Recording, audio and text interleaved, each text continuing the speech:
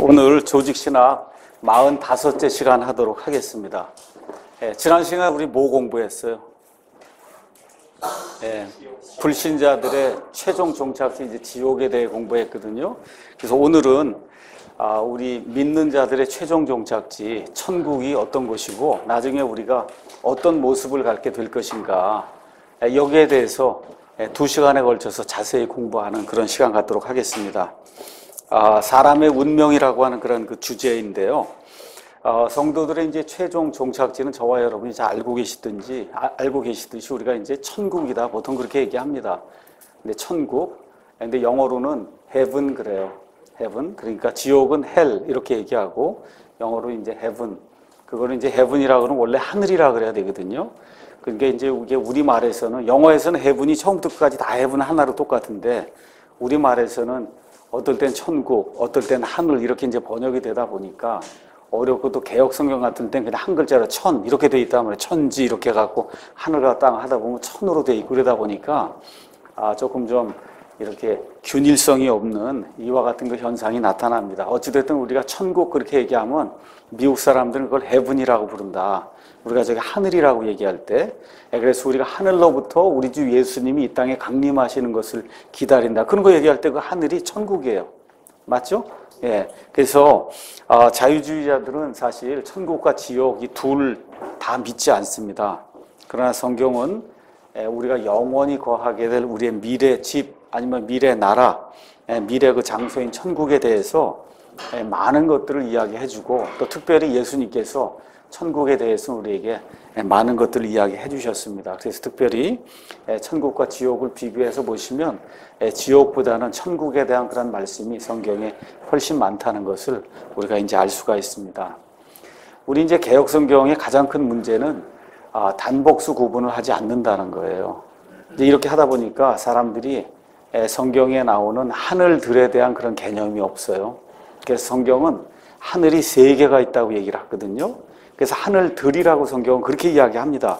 예를 들어 창세기 1장에 가서 보시면 처음에 하나님께서 하늘과 땅을 창조하시니라. 여기 나와 있는 하늘과 땅은 첫째 하늘과 둘째 하늘을 이야기하면서, 여러분이 2장 1절에 가서 보니까 이같이 하늘들과 땅과 그것들의 모든 군대가 완성되니라 이렇게 기록이 돼 있어요. 하늘들이 하나님의 말씀에 따라 창조가 됐다는 거예요. 이런 걸 그냥 천지가 이렇게 만들어 놓으니까 개역 성경엔, 그러니까 이걸 가지고 어떤 교리를 논의하거나 한다는 것 자체가 거의 불가능한 그런 수준입니다. 그러니까 성경은 하늘이 3개가 있다 그렇게 얘기합니다. 그래서 첫째 하늘은 새들이 날아다니는 하늘, 보통 우리가 얘기하는 대기권이라고 보시면 돼요. 대기권, 구름이 있는데 이 정도를 저와 여러분이 첫째 하늘이라고 이제 보시면 되고, 둘째 하늘은 하나님께서 해와 달과 별들을 두신, 어느 면에서 궁창에 이 모든 것들을 두셨거든요. 그래서 이와 같은 곳을 성경은 하늘이라고 부릅니다. 그 예를 들어 창세기 15장 가서 보시면 하나님께서 이제 아브라함에게 15장 5절, 그분께서 그를 데리고 밖으로 나아가 이르시되 이제 하늘을 쳐다보고 별들을 셀 수 있거든 세어보라. 그렇게 얘기하면 저 하늘 얘기하잖아요. 우리가 이제 밤에 오늘 집에 가시다 보시면 그 하늘 쳐다보시면 엄청난 별들이 있고 한 그 하늘 아시죠? 태양이 있고 달이 있고 한 그 하늘, 그걸 성경은 둘째 하늘이다. 이제 그렇게 뭐 특별하게 둘째 하늘이란 말은 쓰지 않지만 우리가 하늘이 3개인 것을 알기 때문에 그래서 이 하늘을 우리가 둘째 하늘이다 그렇게 부를 수가 있습니다. 셋째 하늘은 말 그대로 하나님이 거하시는 그런 처소요. 그 다음에 지금 주님 안에서 죽는 사람들이 죽자마자 가는 곳이 셋째 하늘이다. 우리가 이제 그렇게 이야기할 수가 있습니다. 예를 들어 고린도후서 12장 2절 가서 보시면은 뭐라고 이제 기록이 되어 있냐면, 사도 바울이 자기의 이제 경험을 이야기하면서 2장 2절에 내가 그리스도 안에 있는 한 사람을 알았는데 그 사람은 14여 년 전에 셋째 하늘로 채어 올라갔다. 그렇죠? 셋째 하늘, 하나님 계신 그 셋째 하늘에 채어 올라갔다는 거예요. 그러니까 하나님 계신 그 셋째 하늘이 있고 그 밑에가 둘째 하늘, 그 다음에 새가 날아다니는 그와 같은 하늘, 우리가 첫째 하늘, 이제 이렇게 이제 볼 수가 있는 겁니다. 그래서 예를 들어 하늘에 계신 너희 아버지께서 거룩하신 것 같이 완전하신 것, 이렇게 얘기할 때 그 하늘이 셋째 하늘이에요. 셋째 하늘. 그렇게 이제 이해하시면 됩니다. 여러분이 잘 아시는 대로 인류의 역사가, 온 우주의 역사가 성경대로 믿으면 6,000년 정도 됐습니다. 지금부터 약 100년 전에 아마 1903년일 거예요. 라이트 형제가 처음으로 비행기라고 하는 걸 만들어서 그때부터 사람들이 하늘을 날기 시작했습니다. 그 올라간 하늘이 둘째 하늘이에요. 그렇죠? 그러니까 인류 역사가 시작된 이래로 첫째 하늘에서 둘째 하늘로 사람이 갈 때까지 5,900년이 걸렸어요. 5,900년이 걸렸어요. 그래서 어떤 걸 통해서 갔냐? 사람의 지식이 축적이 되고 많은 이와 같은 그 발명이 축적이 돼서 드디어 5,900년이 지났을 때 사람이 하늘을 떠서 날아다니는 그런 일이 이제 발생했다. 근데 성경은 사람의 지식이나 사람의 지혜 같은 것이 아무리 쌓여도 하나님 계신 셋째 하늘은 못 간다는 겁니다. 그래서 하나님 계신 그 셋째 하늘은 반드시 사람이 다시 태어나야 간다. 여기 요한복음 3장 3절에 있는 것처럼 사람이 다시 태어나지 않으면 하나님의 왕국을 볼 수도 없고 들어갈 수도 없다. 하나님이 그렇게 말씀해 주셨어요. 그래서 이 둘째 하늘을 날려면 저와 여러분이 비행기를 타야 됩니다. 그렇죠? 근데 하나님 계신 셋째 하늘을 가려면 저와 여러분이 예수님의 피와 그 피에 대한 믿음이 있어야, 그래야 셋째 하늘 갈 수 있어요. 그러니까 하나님 편에선 예수님의 피라고 하는 완전 무결한 이와 같은 그 희생 예물을 하나님 마련해 주셔야 되고, 우리 편에서는 그 하나님의 선물을 아멘하고 받아들여서 믿음으로 그 하나님을 신뢰하게 될 때 우리가 셋째 하늘에 이제 갈 수 있다. 성경이 이제 그렇게 이야기합니다. 그래서 고린도전서 2장 9절에 가서 보니까 하나님께서 자신을 사랑하는 자들을 위하여 예비하신 것들은 눈이 보지 못하였고 귀가 듣지 못하였으며 사람의 마음속에 들어가지도 못하였도다. 이렇게 이제 기록이 되어 있습니다. 그러니까 저와 여러분이 천국을 사모하고 지금 믿음을 가지고 하늘나라에 갈 것을 소망하면서 지금 이 땅에 살고 있잖아요. 저뿐만 아니라 구약시대의 모든 성도들, 또 예수님 이후에 또 예수님 살던 그런 당시에 이 모든 성도들이 바라고 고대하던 데가 천국인데, 사실 사람이 아무리 노력을 하고 무엇을 해도 여기 있는 것처럼 하나님께서 하나님 자신을 사랑한 자들 위해서 마련해 놓은 거는 눈으로 본 적이 없다는 거예요.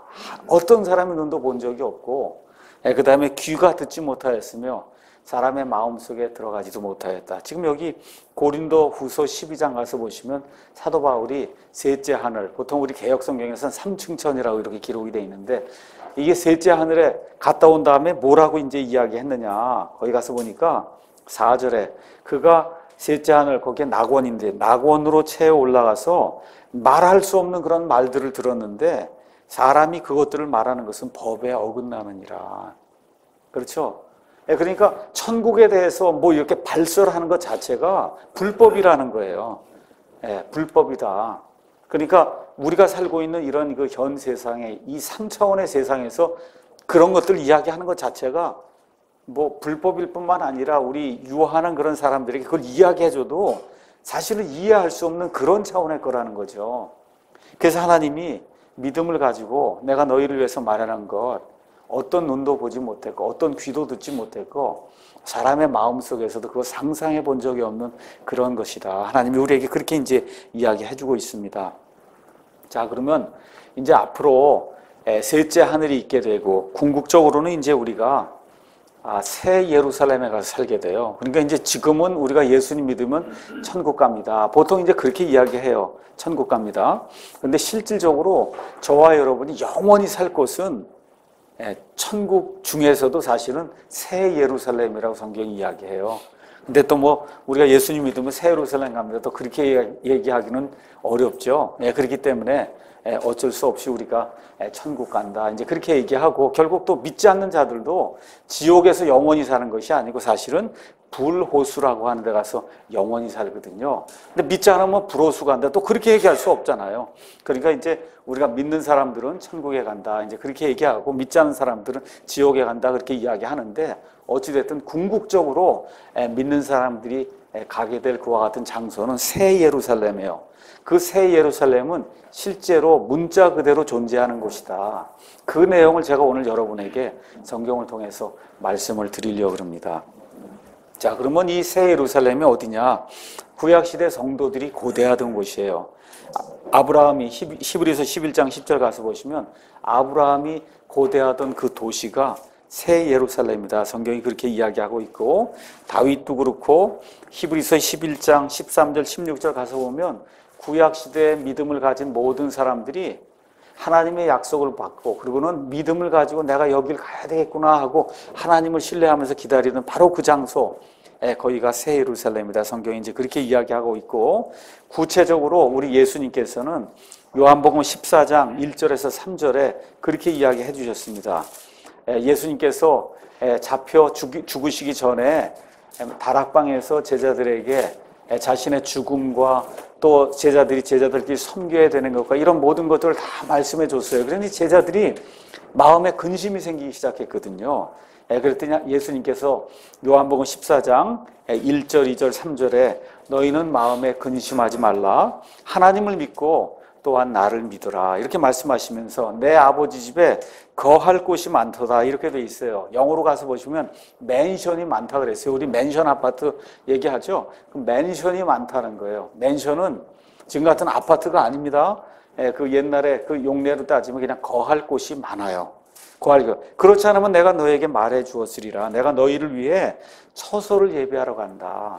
그 처소가 믿음의 사람들이 고대하는 새 예루살렘이다. 가서 너희를 위해 처소를 예비하면 내가 다시 와서 너희를 내게로 받아들여 내가 있는 곳에 거기에 너희도 있게 하리라. 예수님께서 이 말씀을 주시면서 새 상속 언약을 우리에게 허락해 주셨거든요. 그래서 교회를 신부로 삼으시고, 그래서 정혼을 한 그 이후에 지금 그래서 정혼이 된 상태예요. 우리 교회하고 예수님이 이제 하늘에 올라가셔서 처소를 마련하시면 다시 신부를 데리러 오셔야 돼요. 그 예수님의 재림이다. 성경이 그 얘기를 하시면서 요한복음 14장에 유대인들의 결혼식 풍습을 예를 들어 가시면서 너희들 결혼할 때 그렇게 하지 않냐, 먼저 정혼 절차가 있지 않냐, 그렇죠? 그래서 남자와 신랑과 정혼하게 되면 실질적으로 육체적인 결합을 안 했어도 이미 부부예요. 이미 신랑과 신부예요.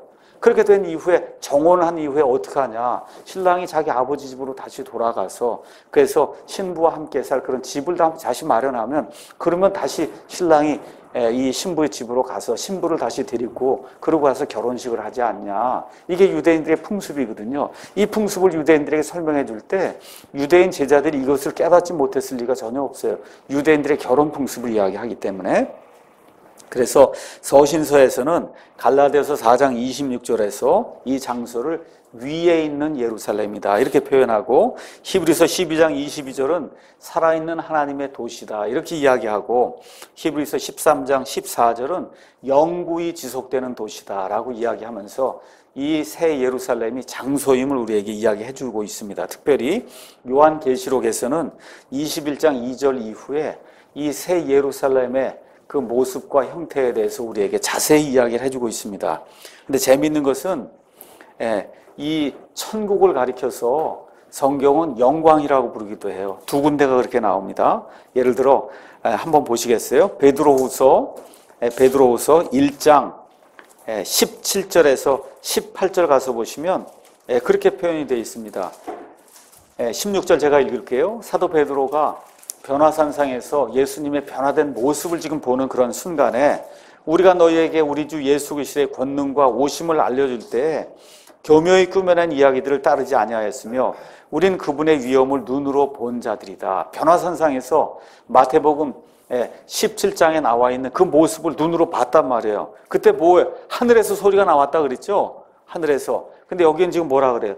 뛰어난 영광으로부터 이런 음성이 그분께 나서 뭐라 그래요? 이 사람은 내 사랑하는 아들이라 내가 그를 매우 기뻐하느라 하실 때 그분께서 하나님 아버지로부터 존귀와 영광을 받으셨느니라. 다른 곳에서는 분명히 하늘이라고 얘기하는데 그 하늘을 지금 뛰어난 영광이라고 이야기하거든요. 그러니까 우리가 상상해 볼 수 없는 영광, 영화로운 그와 같은 곳이다.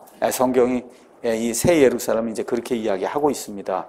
또 여러분 이사야서 14장을 읽어보시면 이 온 우주 공간 이걸 만드시기 전에, 사람을 창조하시기 전에 셋째 하늘에 있던 루시퍼, 지금은 이제 사탄이 됐죠. 그러니까 반역을 일으키는 그와 같은 일이 이사야서 14장에 기록이 되어 있어요. 그 이사야서 14장 가서 보시면 그 천국, 아니면 거기 천국 중에서 특별히 하나님 계신 그곳을 회중의 산이다, 이제 그렇게 이제 부르고 있습니다. 자, 그러면 이 셋째 하늘이 어디에 있느냐? 우리 하늘, 그럼 저기 하늘 봐라 그렇게 얘기하잖아요. 하늘이 그럼 구체적으로 어디 있냐? 이걸 우리가 좀 잘 살펴봐야 재미있는 이야기입니다. 이제 왜 그러냐 하면 지구가 이렇게 동그랗잖아요. 그렇죠? 북반구에 사는 사람이 하늘을 가리키면 그러면 어느 쪽이 돼요? 북쪽이 되죠? 북쪽이 됩니다. 근데 저 남반구에 있는 사람이 하늘을 가리키면 어디가 될까요? 남쪽이 돼요? 맞죠? 그러니까 그냥 이렇게 하늘을 가리키고 저게 하늘이다, 저기가 하나님 있는다 그러면 사실은 엄밀한 의미에서 틀려요. 하나님은 북쪽에 계세요. 북쪽. 성경은 분명하게 그렇게 이야기합니다. 가서 한번 잠깐 보겠습니다. 시편 48편 잠깐 보겠습니다.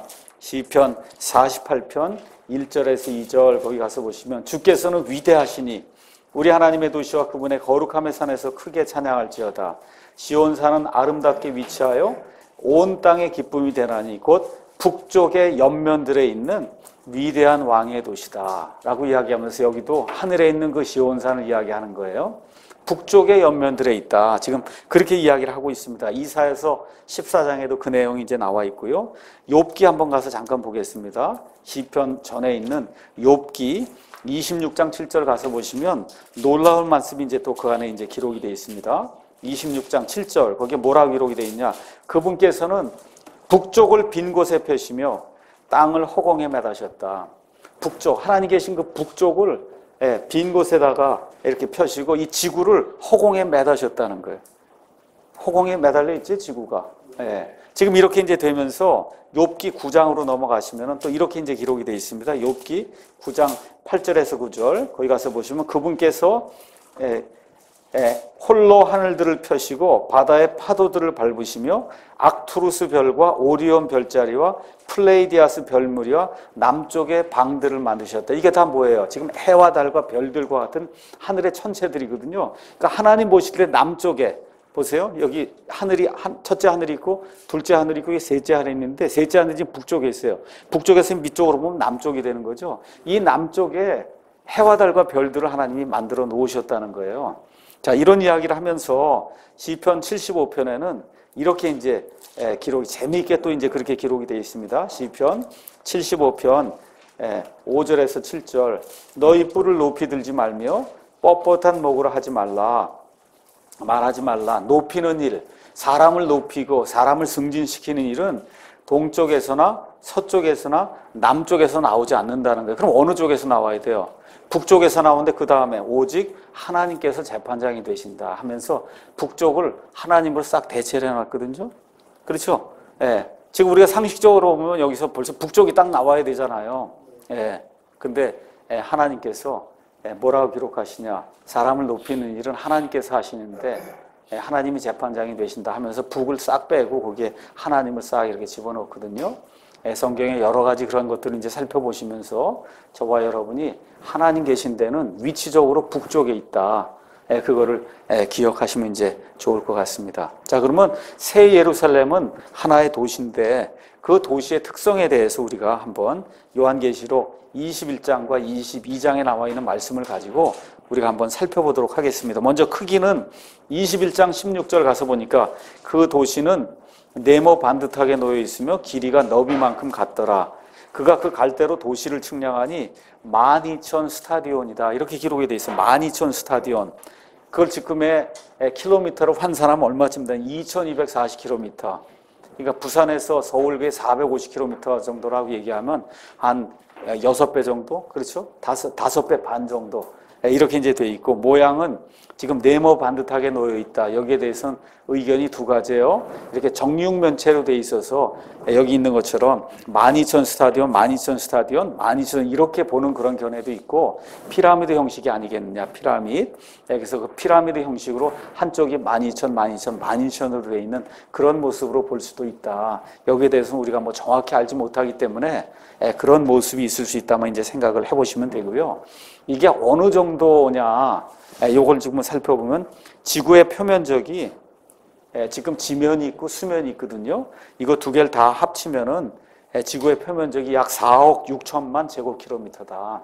이제 그렇게 이야기하는데, 만일에 이 도시를 우리가 정육면체라고 생각해 보세요. 정육면체. 이렇게 생각하면, 그러고서는 이게 얼마냐면 높이가 2240km예요. 거기에 우리가 1km당 하나씩 층을 만든다고 생각하면 몇 층이 나오고 2240층이 나오는 거거든요. 2240층. 그러면 한쪽으로 2240, 이쪽으로 2240. 그렇죠? 그래서 이걸 곱해보면 한 면적이 나오잖아요. 한 층에. 그렇죠? 그래서 그 한 층의 면적이 얼마쯤 되냐 하면 500만 제곱킬로미터. 2240층이면 총 112억 제곱킬로미터. 그러면 이건 지금 있는 지구 전체를 합친 거에 약 24배 정도가 되는 그런 크기다. 자, 그러면 지금 아담 이후로 사람이 얼마쯤 살았을까? 이 성경학자들이 이렇게 추산을 해보면 한 400억 명 정도가 살지 않았느냐, 이제 그렇게 이야기합니다. 이 400억 명이 다 구원받은 사람이다. 다, 몽땅 다. 그렇게 얘기해도 2240층이 되는 이 맨션, 여기에 한 층 안에 모두가 다 거할 수 있는 그와 같은 정도의 크기의 그런 그 도시가, 이 도시, 이건 하나의 도시예요. 시금시금의 그런 아파트예요. 아파트, 도시라고 생각하고, 그건 우리가 사는 데고, 우리가 이제 앞으로 거기서만 사는 게 아니라 온 우주 공간이 우리의 쉽게 얘기하면 뭐 놀이터가 될 수도 있고 일터가 될 수 있는 거거든요. 그래서 여기는 아까 말씀드렸던 맨션이에요. 우리가 사는데, 알겠죠? 이런 데고, 우리가 여행하며 활동하며 오갈 수 있는 우주는 사람이 상상할 수 없을 정도로 광대하고 넓습니다. 그 넓은 우주에서 인간의 힘으로 밝혀낸 별들 가운데 규모가 가장 큰 게 지금 현존하는 로켓으로 1000년을 날아가야 그 둘레를 한 바퀴 돈다는 거예요. 별 하나가, 아시겠죠?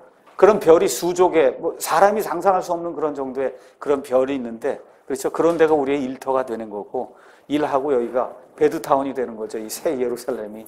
그렇게 이제 생각을 하시면 어느 정도 크기인지 여러분이 이해할 수 있을 겁니다. 그래서 우주의 크기와 그 세계의 놀라운 일들은 사실 이 지구라고 하는 이 조그만 땅덩어리에 하나님의 그 우주 공간에서 먼지도 안 되는 그런 그 지구에 우린 또 거기에 먼지도 안 되거든요. 그렇죠? 이런 사람들이 유한한 머리로 이걸 뭐 상상해서 살펴볼 수 있는 그런 내용이 아니다. 그러니까 그냥 상상하는 것 자체가 어느 면에서 무의미하고, 그렇게 광대하신 그 하나님이 우리를 위해서 이런 것들을 마련해 놓으셨고, 그래서 우리가 믿음을 가지고 그런 것들을 바란다고 하는 거, 여기에 이제 초점을 두는 것이면 이제 충분하다. 이렇게 이제 생각을 하시면 되겠고요. 여러분이 이제 그 옆에 있는 페이지를 가서 보시면 성경의 하늘들 그림이 있습니다. 그렇죠? 그 그림을 이제 가서 보시면 여기가 지금 땅입니다. 이게 지구예요. 이게 지구. 지옥에 대해서는 지난주에 다 설명했습니다. 맞죠? 다 설명이 되어 있고, 이 위를 우리가 하늘이라고 놨을 때 그 하늘에 첫째 하늘 보이시죠? 새들이 날아다니는데, 그 다음에 해와 달과 별들이 있는 데가 둘째 하늘, 맨 위가 셋째 하늘에, 그 셋째 하늘에 현재 낙원이, 구약시대에 땅에 있던 낙원이 옮겨졌다는 거 지난 시간에 에베소서 4장 말씀과 그걸 통해서 말씀을 드렸죠. 맞습니까? 그 다음에 이제 우리가 휴거 받아서 또 예수님 안에서 잠든 자들 부활 받아서, 그래서 이제 그리스도의 심판석에 올라가서 우리가 이제 보상을 받게 됩니다. 그 보상을 받은 이후에 이 오른쪽에 가서 보시면 새 예루살렘에 가서 우리가 이제 살게 된다. 여기 계시록 21장 가서 보시면 내가 새 하늘과 새 땅을 보았으니 이는 처음 하늘과 처음 땅이 사라졌고 바다도 다시는 있지 아니하였기 때문이다. 이렇게 기록이 되면서 나 요한이 보매 거룩한 도시 새 예루살렘이 신부가 자기 남편을 위하여 단장한 것 같이 예비한 채 하늘에서 하나님으로부터 내려오더라. 그러니까 나중에 이제 새 하늘이 이렇게 만들어지고 그 안에 새 땅이 만들어지고 지구가 이렇게 만들어지잖아요. 새 지구가. 그러면 저 위에서 하나님이 마련해 놓으신 이 도시가 이렇게 쭉 내려온다는 거예요. 그 내려오는 그 도시를 여러분이 뭐 인공위성 어떠한 그런 위성으로 생각하셔도 되고, 하여튼 그러한 어떠한 뭐 달과 같은 어떤 그런 형태로 하여튼 지구 위에 이렇게 떠 있는 그런 형태의 도시가 내려온다는 겁니다. 그래서 새 하늘 안에 저와 여러분은 거기 땅 쪽으로 내려와서 땅과 연결이 되다시피 한 그 새 도시, 그 새 예루살렘에 저와 여러분이 거처를 두는 거예요. 거기가 저와 여러분 영원히 살 것이다. 아시겠죠? 네, 성경이 그 도시에 대해서 이야기합니다. 그 도시의 이름 아까 말씀드린 대로 새 예루살렘, 거룩한 도시, 또 하늘의 예루살렘, 시온산. 그 다음에 계시록 21장 9절에 가서 보니까 뭐라고 얘기하냐면 마지막 7재앙을 가득 담은 7병을 가졌던 7천사 중 하나가 내게 와서 나와 이야기하며 이르되 이리로 오라 내가 신부 곧 어린 양의 아내를 내게 보여주리라 하고는 어린 양의 아내를 보여주더니 갑자기 10절에 그 아내가 누구냐? 영안에서 나를 데리고 크고 높은 산에 이르러 하늘에서 하나님으로부터 내려오는 저 큰 도시 곧 거룩한 예루살렘을 내게 보여주었다. 그러니까 그 예루살렘, 거룩한 예루살렘은 또 뭐라고도 불려요? 예수 그리스도의 아내라고도 불린다는 거예요. 그렇죠? 여기 가서 보니까 그렇게 지금 기록이 되어 있습니다. 신부 곧 어린 양의 아내. 요거에 대해서는 제가 조금 이따가 이제 다시 말씀을 드릴 겁니다. 자, 그 다음에 이곳은 아버지 집이라고 요한복음 14장 2절에 기록이 되어 있어요. 이 도시에는 계시록 21장 14절, 그 다음에 19절에서 20절 가서 보면 12개의 기초가 되어 있고 기초로 구성이 되어 있다는 거야. 기초가 있어요. 집을 지으면 기초가 있어야 되잖아요. 그렇죠? 거기에 12개의 기초가 있고 각각의 기초는 12사도의 이름을 가지고 있다고 21장 14절이 얘기하고 있고 근데 이 도시에 벽이 있다는 거예요. 도시가 있는데 정육면체로 이렇게 생각해 보세요. 정육면체 그냥 쉽게. 근데 거기에 성벽이 이렇게 돌아가면 있다는 겁니다. 그 성벽이 어디에 나오느냐 하면 21장 17절에 또 그가 그 도시의 성벽을 측량하며 사람의 치수 곧 그 천사의 치수에 따라 높이가 얼마냐? 144 큐빗이라는 거예요. 144 큐빗을 미터로 환산하면 대충 65m. 알겠죠? 근데 아까 그 도시의 높이가 얼마예요? 2240km인데 그렇죠. 벽이 지금 65m면 지금식으로 63빌딩이라고 생각하시면 그 63빌딩이 이만하면 거기에 2cm 정도의 벽을 둘러놓은 거라 생각하니까 장식용으로 벽을 둘러놓은 것이다. 이렇게 생각하시면 됩니다. 63빌딩 아시죠? 거기에 2cm 요거 이렇게 벽을 이렇게 둘러놨다고 생각하시면 사실은 어떤 의미에서 벽이 아니라 그냥 장식해 놓은 그와 같은 장식품으로 이제 보시면 될 겁니다. 그래서 동서 이 벽이 이제 돼 있고 또 12개의 문이 거기 기록이 있다 이제 기록이 돼 있어요. 왜냐하면 그 도시에 나중에 들락날락하는 사람들이 있어요. 이 땅에서 어떤 사람들이 그 도시로 들락날락해서 문이 있어야 됩니다. 문. 그래서 그 문이 12개 문으로 동서남북에 각각 4개씩 있고 그 12문에는 이스라엘 12지파의 이름이 있다. 그 다음에 각각의 문은 흰색 진주, 하나의 진주로 그렇게 구성이 되어 있다. 성경이 이제 그렇게 이야기하고 있고 이 도시에는 중심 거리가 있다 그래요. 계시록 21장 21절 거기 가서 보니까 중심 거리는 순금으로 되어 있는데 마치 투명한 유리와 같다. 그렇게 이제 이야기합니다. 우리 복음성가 가서 보면 초가삼간도 나는 만족하네. 값진 재물도 내겐 없지만 언젠가 내가 하늘에 가면 순황금길을 거닐겠네. 그랬죠? 이거 있는 그대로 잘 표현한 거예요. 있는 그대로 순황금길을 거니는 그와 같은 일이 이제 있을 겁니다. 그 안에 가서 보시면 하나님의 왕좌, 곧 어린 양의 왕좌가 있다고 성경이 이야기하고 있습니다. 그 하나님의 왕좌에 대해서는 이사야서 6장에 이사야가 하나님의 왕좌를 본 걸 기록하고 있고 다니엘서 7장에 가서 보시면 하나님의 왕좌가 나오고 요한계시록 4장 2절 6절에도 왕좌가 나오면서 신약 성경에만 하나님의 왕좌 하나님이 앉아 계시는 그곳, 그 영어로 스론이라고 이제 표현이 되어 있는데 이 스론이 40회 이상 이제 성경에 나오게 됩니다. 그 다음에 그 도시에는 또 뭐가 있냐? 22장 1절 가서 보시면 생명수의 강이 흐른다. 그렇게 기록이 되어 있어요. 생명수의 강이 있다. 그 다음에 또 그 도시에는 22장 2절 가서 보시면 생명나무가 있다. 이렇게 이제 기록이 되어 있습니다. 자, 여기까지 이제 이야기를 하고는 하늘엔 누가 사냐? 이 내용 또 제가 여러분에게 설명을 드리겠습니다. 하늘엔 첫째, 거룩한 천사들이 삽니다. 미가엘, 우리가 알고 있는 가브리엘. 그 다음에 천사는 아니고 하늘에 속한 영적 존재들 중에 하나가 스랍이라고 하는 그런 존재가 있어요. 이사야서 6장에 나오는 존재. 그룹이라고 하는 그런 존재가 있습니다. 에스겔서 가서 보시면 그룹이 나오죠. 그룹. 그 다음에 여러분이 골로새서 2장 10절 이런데 15절 이런데 가시면 왕좌, 그 다음에 권능, 그 다음에 또 어떤 게, 그 다음에 또 정사, 이와 같은 것들이 나오거든요. 이거는 천사의 한 등급을 이야기하는 거예요. 그래서 왕좌라 불리는 천사도 있고 권능이라 불리는 천사도 있고 통치라 불리는 천사도 있고 통치는 영어로 도미니언 이렇게 돼 있어요. 이런 것들이 다 천사의 한 등급인데 이런 천사들도 있을 거고 숫자를 셀 수 없는 무수한 수의 천사들이 있다고 성경이 이야기합니다. 그 하나님의 천사들이 여기에 이제 거하지 않겠느냐 이제 우리가 이제 그렇게 볼 수 있고요. 그 다음에 히브리서 12장 23절 가서 보면 교회가 거기 거한다고 성경이 분명히 이야기합니다. 계시록도 분명히 구원받은 그 교회가 거기 거한다고 이제 이야기를 하고 있습니다. 그 다음에 히브리서 11장 16절 말씀 잠깐 가서 보면 히브리서 11장 16절 거기에 이 구약 시대 성도들이 바라던 그런 그 도시에 대한 얘기가 나옵니다. 아브라함이 뭐라고 얘기하냐면 아브라함에 대한 것들을 쭉 얘기하면서 이제는 그들이 구약 시대에 믿음을 가졌던 그 성도들이 더 좋은 본향을 사모한다. 본향이라 그러는데 영어로는 칸츄리예요. 여러분 칸츄리 아시죠? 한국도 칸츄리고 미국도 칸츄리고 칸츄리. 더 좋은 칸츄리를 사모한다는 거예요. 곧 하늘의 본향이다. 하늘의 본향. 그러므로 하나님께서도 그들의 하나님이라 불리는 것을 부끄러워하지 아니하시나니 그분께서 그들을 위하여 한 도시를 예비하셨느니라. 그러니까 신약시대 성도들만 가는 데가 아니라 여기 히브리서 11장에 나와 있는 사람들은 다 구약시대 성도들이에요. 그 구약시대 성도들 가는 그 도시가 새 예루살렘이라고 성경이 이야기하고 있고 또 누가 가냐? 구속받은 모든 자. 그럼 이스라엘 말고 성경은 하나님의 그 시대를 세 수로 나눠요. 어떻게 나누냐 하면 여러분 이 아브라함하고 하나님이 관계를 맺는 그게 창세기 12장부터 아브라함과 관계를 맺으면서 이스라엘과 관계를 맺거든요.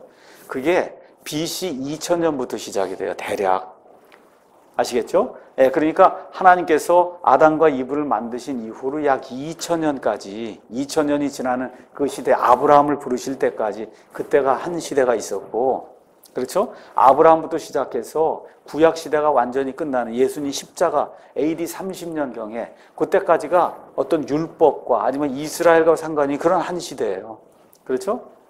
그 다음에 그 시대 이후에는 율법과 상관이 없는 율법 이후의 시대가 지금 열려요. 그래서 한 세 정도로 우리가 그렇게 이야기할 수 있고 또 율법을 중심으로 이야기한다 그러면 율법 이전 시대가 있고 율법 시대가 있고 율법 이후 시대가 있다. 자 그러면 신약시대 구원받은 사람들 가야 될 때 있죠? 그렇죠? 그 다음에 환란기 때 또 구원받아서 갈 사람들도 있죠. 또 누가 있어요? 구약시대 이스라엘 백성 가운데 구원받은 사람 가야 할 때 있죠. 이스라엘 이전에 살았던 노아라든지 그렇죠? 여러분 잘 아는 아벨이라든지 에녹이라든지 뭐 이런 모든 사람들이 가서 살아야 될 때 그 모든 사람들이 가서 구원받은 시대를 막론하고 구원받은 모든 사람이 가서 살아야 될 때 거기를 새 예루살렘이라고 부른다. 그렇게 이제 이해를 하시면 됩니다. 그 다음에 또 누가 있겠어요? 아버지 하나님이 계실 겁니다. 그렇죠? 또 누가 있겠어요? 아들 하나님이 계시는데 특별히 요한계시록은 예수 그리스도에 대한 책이에요. 시작이 예수 그리스도의 계시라 이렇게 지금 기록이 되어 있습니다. 그렇죠? 요한계시록 1장 1절 이제 가서 보시면 예수 그리스도의 계시예요. 그래서 요한계시록에는 예수님에 대한 표현이 굉장히 많이 나옵니다. 특별히 예수님을 요한계시록에서는 어린 양이라고 그렇게 많이 불러요. 몇 번 나오냐? 요한계시록이 총 몇 장인 것 같아요? 22장. 22장인데 예수님을 어린 양으로 부르는 게 27번이 나와요. 그러니까 쉽게 말씀드리면 매장에 예수님을 어린 양이라고 부른다는 거야. 매장에. 어떤 어린 양이냐? 죽임당한 어린 양. 우리 믿는 성도들을 구속하는 어린 양. 권능과 부와 지혜와 힘과 존귀와 영광을 받기에 합당하신 어린 양. 우리 성도들을 위로하는 어린 양. 성도들에게 생명을 주는 어린 양. 그 다음에 134쪽 가서 보시면 승리하시는 어린 양. 또 영원하신 어린 양. 또 믿지 않은 자들 향해서 분노하시는 어린 양, 우리에게 사랑을 베푸시는 사랑하는 어린 양, 또 영화로운 어린 양. 그러니까 계시록은 그냥 예수님을 표현하는 그런 책이다 이렇게 이제 보시면 됩니다. 그러면서 예수님에 대한 다른 이름이 계시록에 굉장히 많이 나와요. 예수님을 가리켜서 신실한 증인, 죽은 자들로부터 처음 나신 분, 땅의 왕들의 총치자, 알파와 오메가. 알파와 오메가는 그리스 알파벳의 첫 글자와 마지막 글자. 그렇죠? 그 다음에 시작과 끝마침. 사람의 아들, 하나님의 아들, 유다 지파의 사자. 이 사자는 으르렁대는 라이온을 얘기하는 거예요. 라이온. 으르렁대는 그 사자. 다윗의 뿌리, 성도들의 왕, 주들의 주, 왕들의 왕. 그렇죠? 하나님의 말씀, 빛나는 새벽별. 그리고 특별히 22장 16절에는 예수님께서 스스로 나는 이름이 예수다. 그렇게 얘기해요. 예수의 뜻이 뭐예요? 그가 자기 백성을 그들의 죄들에서 구원하신다.